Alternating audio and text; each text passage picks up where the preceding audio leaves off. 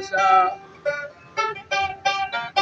sarı kamat arada gül kadir ayhan bulmasa, çekmişen ayududan aşağıya kurban bulmasa.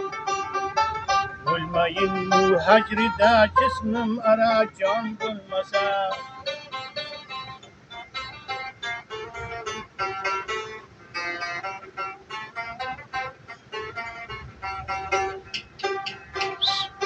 Oy! Başıma düşken beni sevdalarımdır müşkülüm.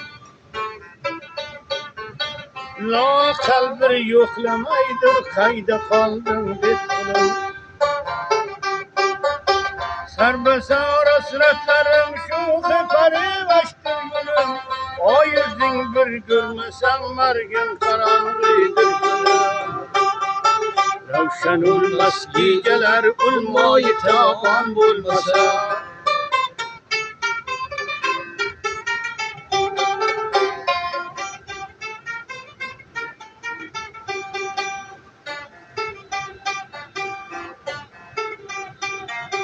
Bir yere meylemez merdumluğumla dostlar. O yıllar çektiğim mağdurluğumla dostlar.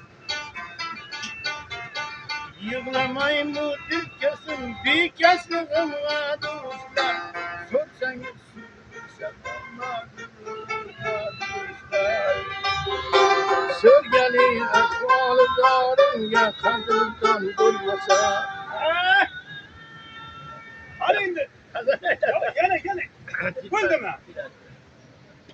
Ha.